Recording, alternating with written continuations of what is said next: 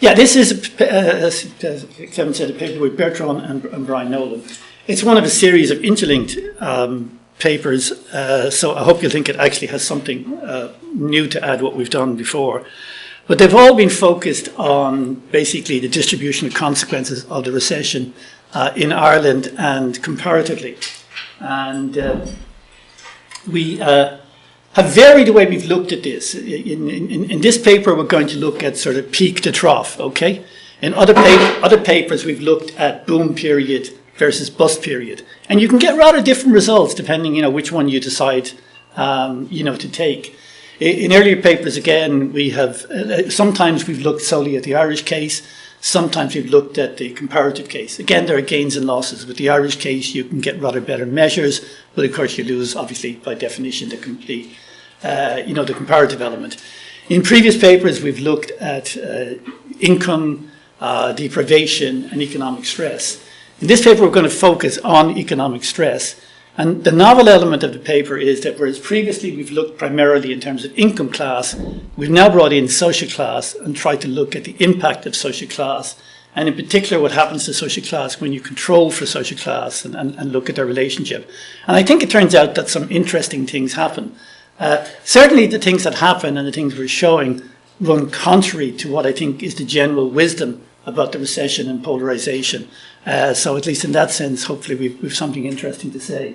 Now, so we're asking, where did the burden fall in the Irish case? Now, our initial analysis in other papers was on 16 fairly economically advanced European countries. So we weren't that interested in what was happening in Eastern Europe. We thought the interesting things that would be happening in terms of the recession and its impact would be in these better off countries, okay?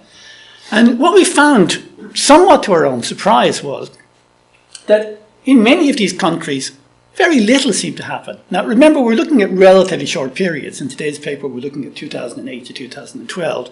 But still, it's a rather exceptional period, But in many countries, when we looked at in combination of income, deprivation, and economic stress, the changes were relatively modest, okay? More than that, across countries, there were no systematic patterns jumping out at you, okay? So 16 countries might have been a bit too few anyway, but there was very little incentive to start doing multi-level modelling because it was pretty clear that the correlations with things like Gini and GDP and welfare state expenditure and so on, all of these things weren't going to explain very much, okay? So what we did was, it's rather a pity because I always remember Tony Fahey saying to me, the great thing about studying loads of countries is you don't have to know anything about any of them, okay? You just do your analysis and off you go. Whereas when you get down to a small set of countries, it's rather different. What we found was that the three countries which stood out as having really distinctive profiles in terms of change over this relatively short period of time were Ireland, Iceland, and Greece, okay? Not exactly identical patterns, but both of them showing, fairly dramatic changes over a short period of time. Now, in this paper, we're going to focus on Ireland, but we're going to use some material from Greece and Iceland to provide a comparative context. But we certainly don't claim sufficient in-depth knowledge of Iceland or Greece to give you an in-depth case study of those countries. But it does help at least in, focusing on how different is the Irish case.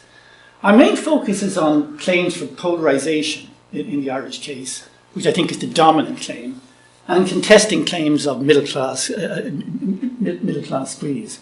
Now, this may be a slight generalisation, but I think there's been something of a tendency in the Irish case, in critics of what's been happening in Ireland, to think that if you've read Thomas Piketty and you've read Wilkinson and Pickett, you don't actually need anything more. Okay, there's a long-term trend in inequality towards greater inequality, and inequality is associated with all kind of bad things. Okay, and armed with that, you can interpret everything you need to about the Irish case. No need to worry too much about specifics. Okay. However, if you look at the broader literature, in this sort of really broad overview of the relationship between economic crisis and economic inequality historically, Atkinson and his colleague conclude that the relationship is highly contingent, that it's very hard to draw out simple conclusions and simple patterns. Similarly, if you focus on the current recession and you look at the work by people like Brian Nolan and Jenkins and so on what happened with the crisis in terms of how well the buffering nature of the welfare state operated and so on, And admittedly, this catches the earlier period of the recession, so I think things could change. But in general, the conclusion was, first, that welfare systems often operated extremely well, okay? And secondly, that there was considerable variability across countries, that it wasn't easy to simply come up with these, grand sweeping conclusions, that it might actually be worthwhile, doing some research to find out what happens, okay? Sorry, I'm being mildly flippant.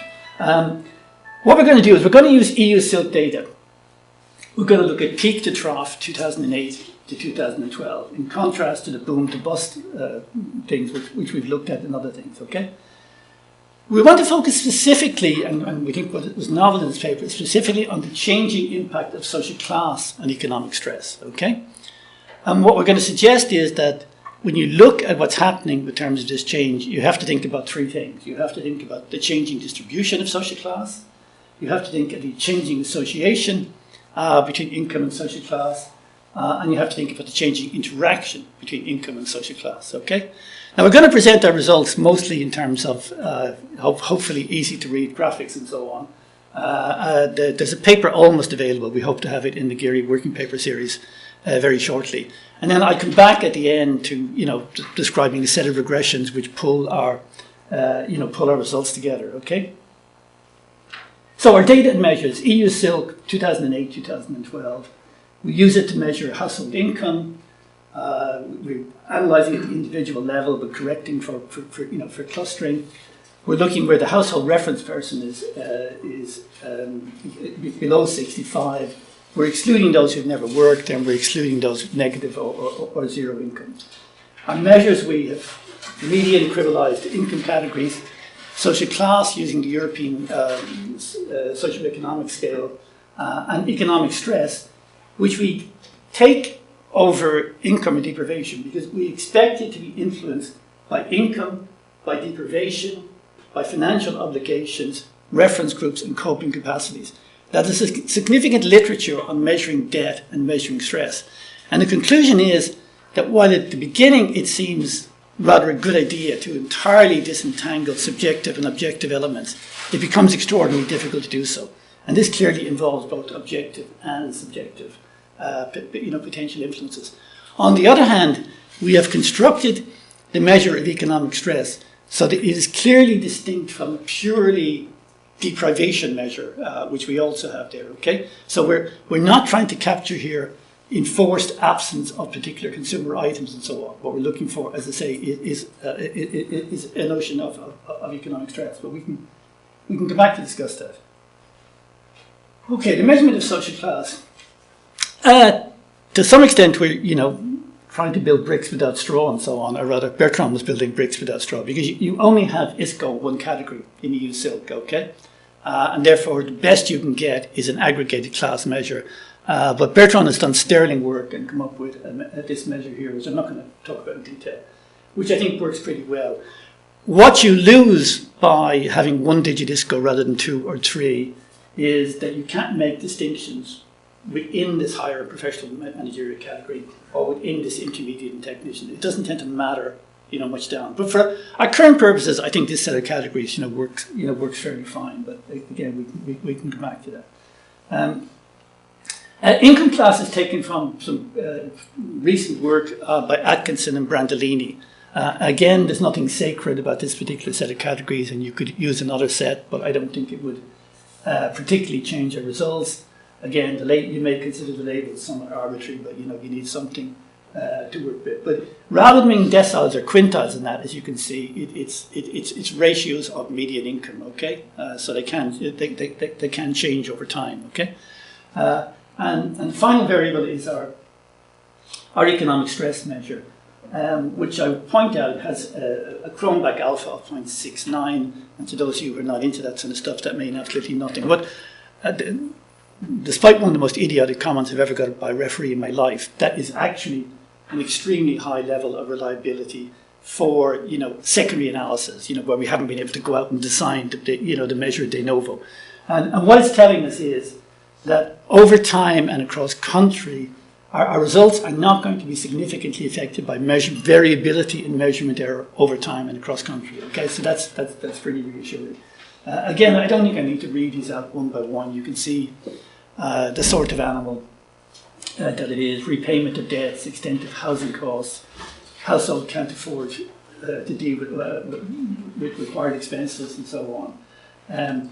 What we then do is that we weight each item by its prevalence in the population, okay, for each time period and for each country. So the less frequently the stress is experienced, the more weight it is given, okay? Each individual stress item is not treated equally, they're weighted by prevalence, okay? Then just for convenience, we normalize, so the scores goes from 0 to 1. So 0 is experiencing stress on none of these items, and 1 would be experiencing stress on all of them, okay? So that's the economic stress measure. Okay, so getting to the results. What happened between 2008 and 2012, okay? Well, we look at social class across the 3 countries, okay? And what you see in the Irish case is that by far the biggest increase in stress was among the self-employed, okay? You also see, perhaps surprisingly for you, that the routine class, the lowest class, had the lowest level of increase in stress, okay? After that, there's not a lot of difference. Oh, I probably should have said, looking at the black columns first, each of these 3 countries had a substantial increase in stress levels, okay? Now, of course, the Icelandic one was from a much lower level, starting point, okay? But each of them had, quite substantial increases. So in the Irish case, what you see is not polarization, but a very clear element of middle-class squeeze here. And rather than polarization, you see the gap between this routine class and these other classes actually reducing over time. Chris, just for clarity, so class is measured in 2008 at the time equals 1, is that right? No, it's measured at both times. And if you change class? Well, you see, we're not dealing with individuals here. We're dealing with the 2008 wave, and we're dealing with the 2012 wave. It would be very nice to deal with individuals, and I'll come back to that. The problem is that there are very severe problems with the EU Silk Panel analysis, okay? And those problems are particularly severe in the Irish case, where the attrition rates are quite staggering, okay? They're really off the scale, okay? So the best that I've seen anybody being able to do is what some of the people at the ESRI did, was they took adjacent years. And for 2 years they were able to see what, and I will come back to what are some interesting results in relation to that. But this is actually, these are waves. So what we can ask is, as you'll see we do, we can ask, how did the fact that the distribution of class changed over time affect deprivation scores, okay? But it's not individuals, it's the distribution of class, okay? And to come back to what I was saying earlier, there will be 3 components in our analysis. The changing distribution of social class, the changing association between income class and social class, and the changing interaction between income class and social class.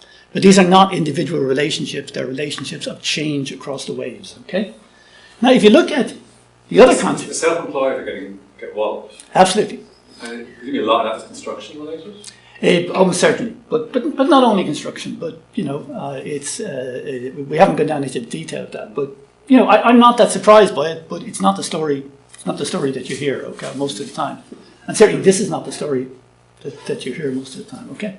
Now, I'm not going to get into great detail in Iceland and Greece. I just wanted them there so that you can see that this conclusion about lack of polarization also holds up in Iceland and Greece, okay. They're not exactly the same patterns. Iceland, the self-employed go up. So do the sort of lower middle class group here, okay. In Greece, again, self-employed, do worse, and then, this second group of lower middle class. So clearly, across the whole 3 countries, there is nothing there that would support a polarization argument for you, okay? But this is mainly what I'm going to focus on, from here on, and what happens when we start trying to bring income class into the picture. Okay, I'm not focusing on income, but knowing that we would have 1 or 2 economists hanging around today, I thought I'd give you something to enjoy yourselves with, okay?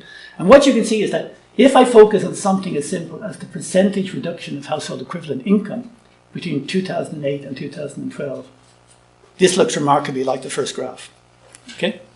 So our results are certainly not some strange consequence of the particular measure we've used, okay? Doesn't quite work out as clearly. But again, in these countries, even if the middle class isn't as hard hit as it was in the stress measure, there's clearly, again, no significant element of polarization. It's pretty uniform across the categories. Okay. Okay, I'm now going to focus on the Irish case, and I don't want to sort of bombard you with lots of tables and things like that. So I'm going to give you, some summary figures that sort of set up of the argument. Okay, between 2008 and 2012, the percentage of variance. I should say first. In 2008, class was a significant factor in Ireland. Okay, it explained about 12% of the variance. Similarly, so in Greece, although the gradient wasn't as clear in Greece. In Iceland, it wasn't a particularly significant factor. It accounted for a couple of percent of the variance, okay? So we start out with two countries where class was relatively important, and one, Iceland, where it wasn't really important at all. Over time, what happens is the percentage of variance in economic stress explained by social class in Ireland fell from 12.1 to 4.9. So social class became less important. In Greece, it rose, but, it was pretty minimal anyway, okay? In Iceland it rose, and in Greece it didn't change much, okay? So Ireland was distinctive in that the impact of social class declined substantially over time, okay? And I'm not sure that that's anything that's been said all that clearly before, okay? Now there's also a changing the distribution of social class over time, okay? And mainly what happens is that the numbers in the professional and managerial and self-employed classes fall over time. Okay? Now these falls are not staggering, but again, you're talking about a 4-year period. It's a very short period. If you want to get a sense of the change, the dissimilarity index tells you what percentage of cases in 2008 you would have to shift to get the same distribution in 2012. Okay? And in Ireland it's 6%, in Iceland it's 6%, in Greece it's about 3%. Okay? So these are not, you don't expect the whole world to turn upside down in 4 years. Okay? But the point to remember, but it is a change, and if you do it with a Spearman correlation, it goes from 0.7 to 0.41, which doesn't seem much. However, most of the change, a large degree of the change, is concerned with the self-employed. So in 2008, 16% of the self-employed were found in the income poor class and 41% in the lower middle class. Okay, by 2012, the respective figures were identical at 27%. Okay. And that is quite a shift for one category, okay? And we'll come back to the implications of that later. Okay, I now want to compare what's happening with social class and income class, okay? So this is just a repetition of what I've shown you before, okay? The high figure for the petty bourgeoisie, self-employed, the lower figure for the routine class. What happens with income class is different. Can I ask a clarification? Sure. So which share of people is self-employed? Like, is it a big category or a small category? It's self-employed. It's a modest category. It's not, and it's dropped over time, but it's not particularly bigger than the other category. I mean, off the top of my head, so 15% of the total. 15%, and this is under 65, so it's probably less. I think it's probably nearer to 10%. So it's a significant portion, but not a dominating portion. So what happens in income class? Well, what happens in income class is different, okay? Because now you see with income class, okay, that there is a form of polarization in the sense that the economic stress levels for the poor go up more quickly than those for the upper middle class and affluent, okay? However, it's a rather funny kind of polarization in that this precarious class actually is much lower than the poor class, okay? And the lower middle class is higher than both of them, okay? So if it's a polarization, it's between these guys and all of these guys, with the poor not being separated out, okay? And what I'm going to go on to say is that there's something distinctive about this poor category in the Irish case, which we'll come back to, okay? But for the moment, they present slightly contradictory. They're the working poor. No, they're the ones below. It's fractions of median income, okay? But if they're working, if they're not working, are they in there? They may or may not be working. Oh. It's simply. Well, I can't remember the profile. It's the lowest percentage of median income. Okay. It's just a median income category separated out, you know. So these are giving slightly different. Well, they're giving quite different pictures, and the rest of the paper, in a way, is trying to, you know, work out what's going on there. Okay. So what we did next was we looked at these we entered both income class and social class, okay?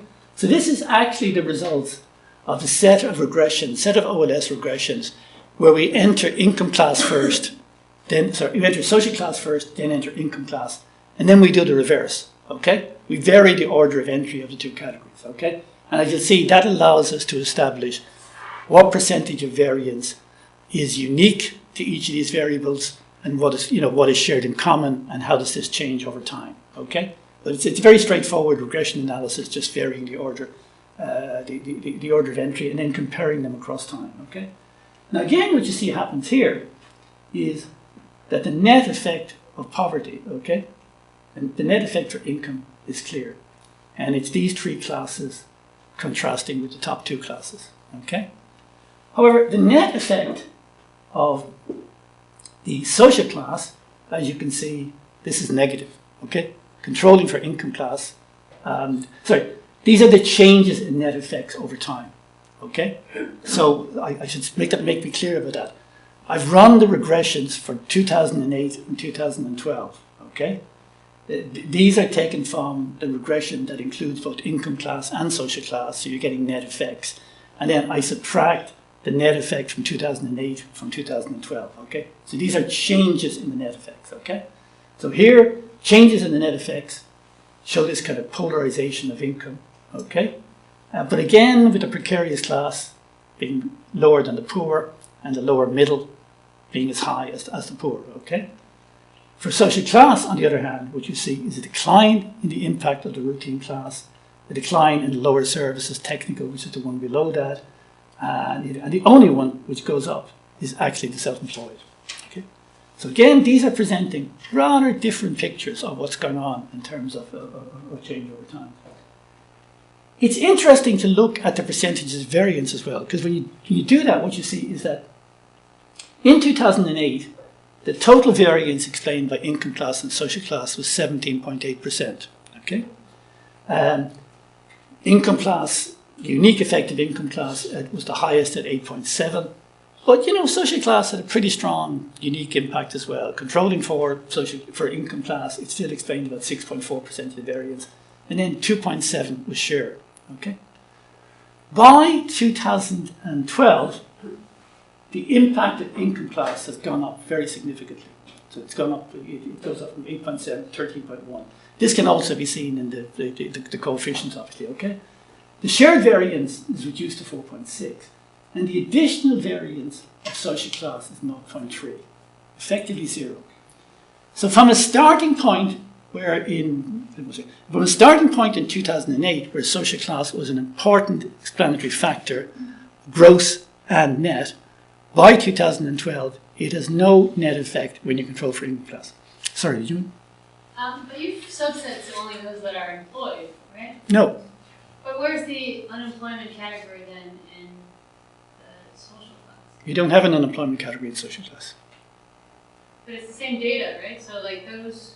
Why would? But if you want an unemployment category, you use an unemployment category. So social class is based on your current occupation or your previous occupation.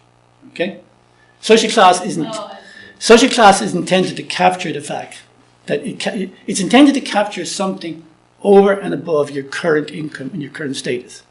It's meant to capture the fact that people in a lower social class have probably had more precarious existence, over their life course. They probably have less assets.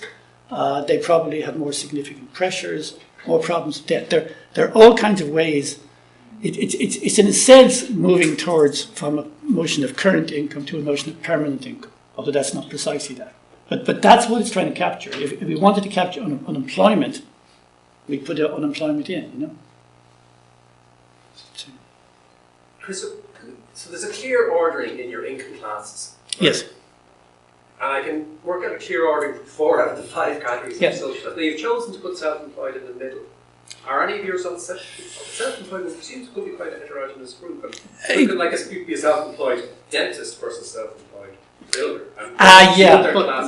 But a lot of the self-employed go into the professional and managerial category. Okay, so if you're a solicitor and you're self-employed, you will appear in the professional and managerial category. Okay, so it's only the lower levels of self-employment who will end up in this category. Okay, Now, it's still a more heterogeneous category than you might ideally like, but it's not spanning the full range of. Did you check it out when you shifted them down the rub category to self-employed, like some of those rank correlations you showed between social class and economic class? Or It doesn't matter that much, because when I've done the analysis, I haven't treated them as interval-based categories anyway. I put them in as dummies in every case. Okay, so I haven't imposed the assumption of hierarchy. Although I've used hierarchy to interpret, obviously. One of the reasons I haven't imposed that is that it turns out that interactions which wouldn't be captured by treating them as continuous turn out to be very important, But in substantive terms, what tends to happen is that the professional managerial class is clearly at the top, okay? And then depending upon time and circumstances and situation, the lower white collar and the self-employed, will vie for the next position, okay? So the other classes are clearly below them, okay? And there's a little bit of openness about whether the, self-employed are in a better position than the lower, than the lower white collar. And that's one of the things that can change over time as well, as the self-employed get hammered, okay? Because one of the things we are showing is that you can't assume a stable position for the self-employed, okay? Because not only do people move out of self-employment, but the income position of the self-employed also changes significantly, And that's one of the reasons for keeping them as, as categorical variables, I can come back to it if you like later, but I don't think it affects our conclusions, But the big conclusion here is, and comes as a bit of a surprise to me, comes as a bit of a disappointment as a sociologist, but in 2008, class was clearly an important factor. And by 2012, it's not. Once you had the information in income class, you could have predicted economic stress just as well in 2012 while ignoring the social class categories, okay? Now, so far, and this comes back directly to Dave's question, so far we've treated these as purely as additive models, okay? Dummy variables for additive models, okay? But in fact, there are other things going on. And what we start to do here is to look at the interactions, okay? Now, I have put these formally into a regression model, or at least a sort of version of them. But if I put it up, that would mean absolutely nothing to you, because you'd be looking at just for the third level interactions between income class, social class, and time, there are 32 coefficients, okay, and that's without the second order variables, okay. And Philip O'Connell knows how much I love an interaction, but even I would find that daunting to communicate. So what I've done initially is to simply run analysis of variance results, okay, separately for 2008 and 2012, okay. And then I asked the question, what is the explanatory power of social class within income class, okay? Which is another way of asking about interactions, okay? And what I find is that in 2008, okay, in the poor category, social class, gave you not a huge amount of explanatory variance, but, something of the order of about 4%. In the precarious class, it was about 6-7%, and in the lower middle, again, about 6%. And then, down here, it's not giving you as much, okay? So in 2008, if you were in one of these lower income classes, social class provided a buffer against economic stress, okay? And this turned out to be particularly true for the professional and managerial and self-employed classes. Now that's exactly what we would expect from our conception of social class, because our conception of social class is that we're capturing resources over and above current income, okay? We're attracting advantages or lesser liabilities and so on in these higher social classes, and there is the buffer, the buffering effect. In 2008. Now by 2012, as you can see, among the poor, it goes close to 0. Here it's down to 2. Here it's close to 0, and these weren't much anyway, but they don't change. So the buffering role of social class within the lower income classes was dissipated by 2012. It no longer provided that sort of buffer, okay? Now, I can look at that differently. These are the same figures, it's just changing the lens. And here what I did was I looked at the explanatory power of income class within social classes, okay? So it's just the reverse lens, okay? And what you can see is that over time, the impact of income class within the higher classes increased significantly, okay? So in 2008, if you were in the professional and managerial class, okay, income class wasn't telling you that much, okay? Whereas here, over time, it increases. So you can state this result in two ways. You can say, over time, the protective value of social class within the lower income classes was eroded, okay? Or you can say, over time, the impact of income classes within the higher professional managerial classes increased, okay? Either way, what it says is that by 2012, in 2008, you had income class and social class in the game, okay? By 2012, the only game in town was income class, okay? Now, what I've said here again is there are three factors we've taken into account now, which have involved a change into social class. There was the change in the distribution of social class, which, as we showed, reduced the effect of time on economic stress by about 7%. There was the changing association of social class, which was primarily about the fact that the self-employed in 2012 were much more likely to be found in the income poor classes than they were in 2008. But there were some other little changes there as well. And the third one is the interaction. The manner in which income class and social class combined over time changed, okay? So that in 2008, social class provided this additional protective buffer, and by 2012, it did not. Or put the other way, in 2008, if you knew a person's social class, income class mattered, but not nearly as much. Sorry, if you knew somebody was in the top social classes, income class mattered, but not nearly as much as it mattered by 2012, okay? Now, I've kind of gone around presenting this in a long way, because I could at the start just have put up 5 equations and it would have told you everything I wanted to say, and maybe some of you might have preferred that, but then I wouldn't have had as much fun, you know? So, the final part of the paper is just a set of nested OLS regression models, okay? And we start with the year of survey, okay?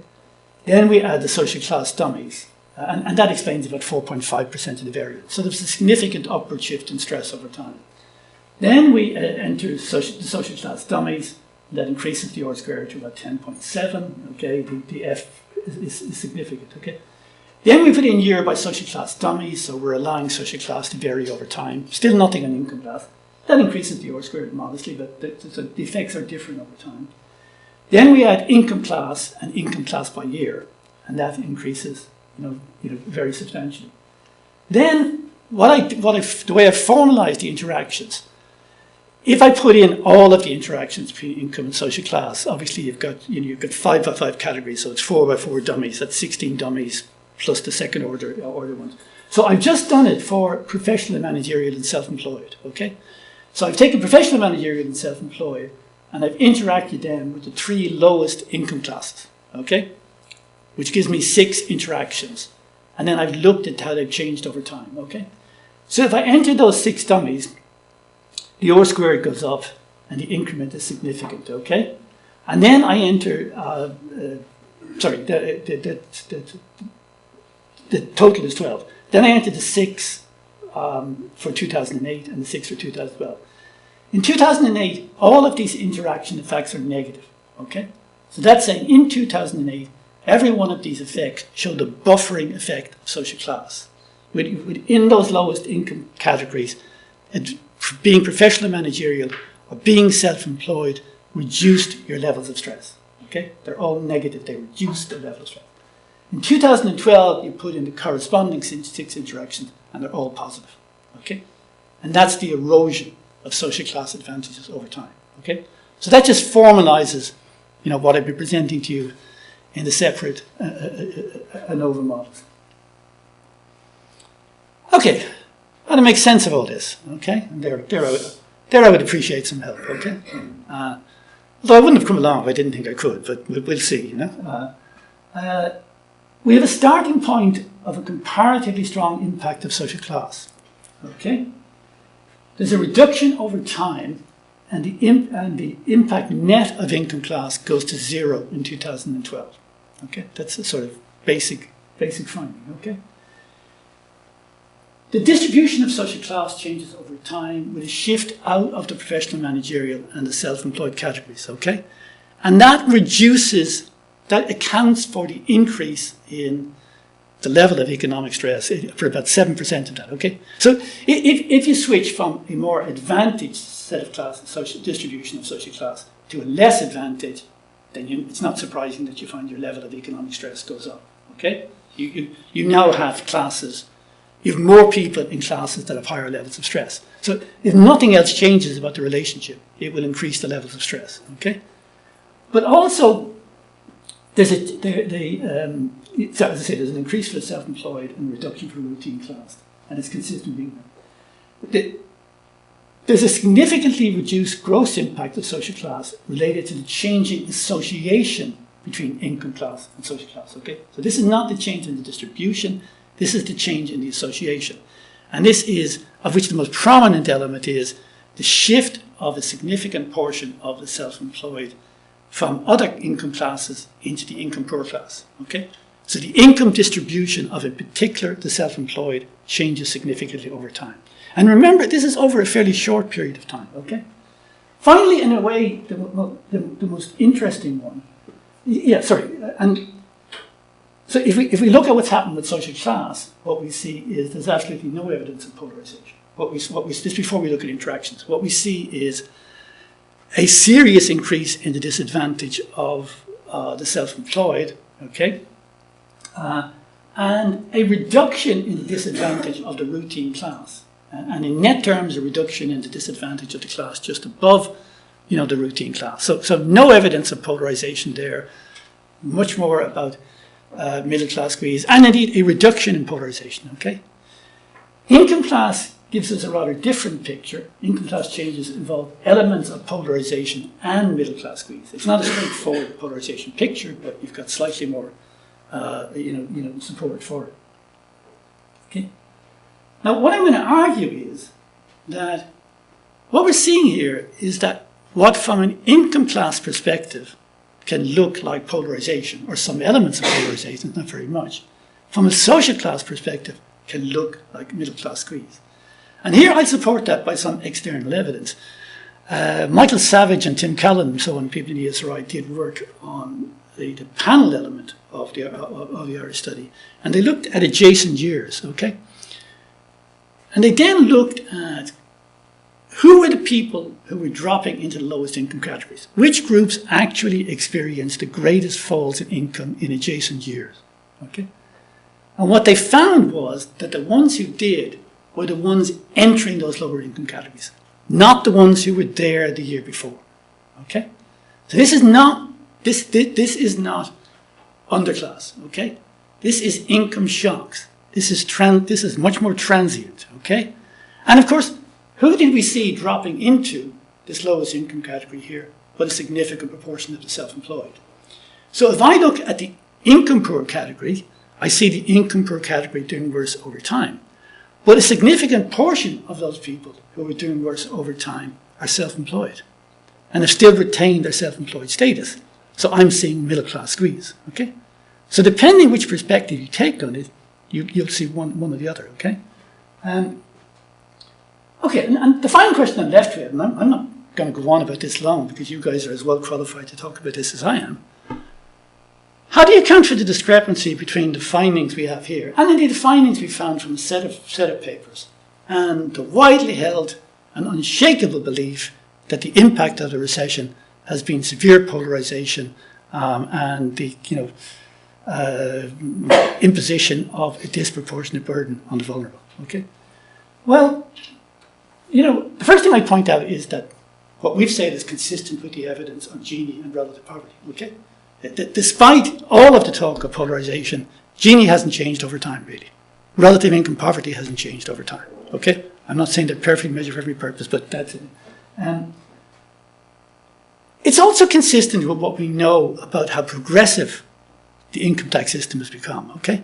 And it's consistent with all the evidence from the ESRI and the reviews from the OECD and so on, that actually our welfare system has done a pretty good job in buffering people from the impact of the recession. Okay, it's actually worked quite well.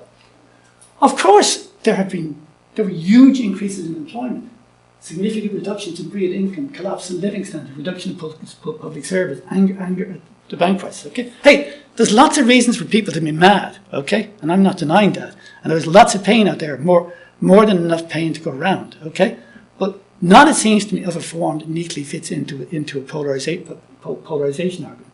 There's a book coming out from the RIA, Evading Austerity, where they discuss the wider context of some of these reactions. And part of your reaction is whether you think austerity was really necessary or not. So if you think austerity was really highly ideological, then you're going to be pissed off no matter what anybody tells you, okay?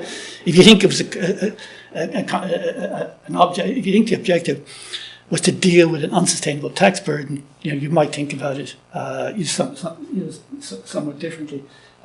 Brian and I have a paper in that where we try to put some of this stuff in context. All I'd say is that it seems to me that there's been a disproportionate focus on discretionary budget changes, okay?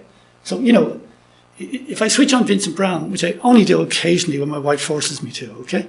I hear about the 6 budgets that were regressive, okay? But actually, if you read the ESRI material, they say the pattern is too complex to be described as either progressive or regressive. And what you actually see are large reductions at the top and large reductions at the bottom.